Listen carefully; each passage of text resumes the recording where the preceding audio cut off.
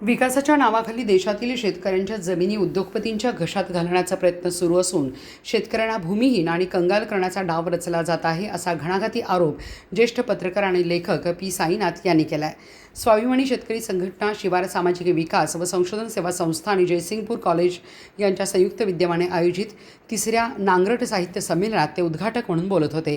यावेळी संमेलनाध्यक्ष ज्येष्ठ साहित्यिक आसाराम लोमटे आणि स्वागताध्यक्ष स्वाभिमानी शेतकरी संघटनेचे संस्थापक अध्यक्ष माजी खासदार राजू शेट्टी यांनीही शेतकरी, शेती आणि कृषी संस्कृतीच्या प्रश्नावर परखड भूमिका मांडत सरकारच्या धोरणावर टीका केली आहे। जयसिंगपूर येथे दिवसभर उत्साहपूर्ण वातावरणात पार पडलेल्या या संमेलनाला साहित्यिक, शेतकरी, अभ्यासक, विद्यार्थी आणि विविध क्षेत्रातील मान्यवरांची मोठ्या संख्येने उपस्थिती लाभली।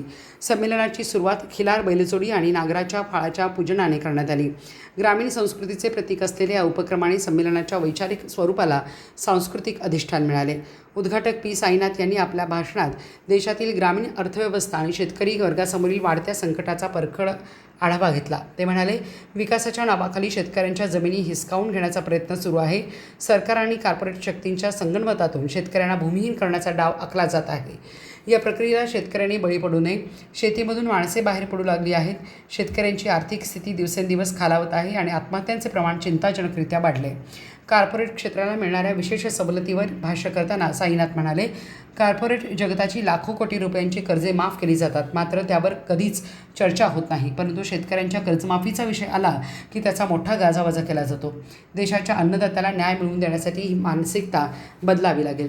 संमेलनाध्यक्ष आसाराम लोमटे यांनी आपल्या अध्यक्षीय भाषणात शेती आणि साहित्य याचे परस्पर संबंध अधोरेखित केले। शेती म्हणजे केवळ व्यवसाय नाही, तर आपल्या जीवनाचा प्राण आहे।